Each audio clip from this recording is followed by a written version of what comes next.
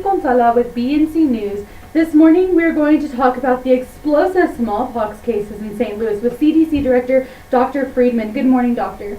Good morning. Now tell me what's been going on in regards to St. Louis.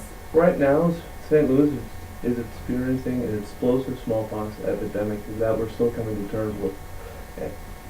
All right. Well, I'm going to go ask you some questions for the viewers at home so that way they can take some precautions. How does smallpox affect us and the people around us?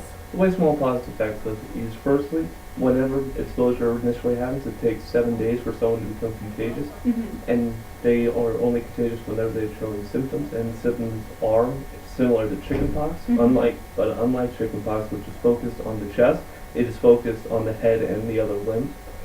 Now, the license are just like chickenpox, pus-filled, and very infective.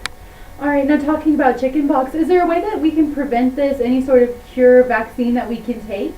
Yes, there is a vaccine for smallpox, but we do have a limited number, and we're trying to hold it back for those who we know are going to come in direct contact with it.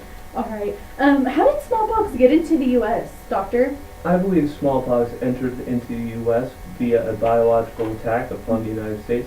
Since smallpox was eradicated in the 1970s by the World Health Organization, in my eyes, that is the only logical conclusion, and that's the only way to explain it.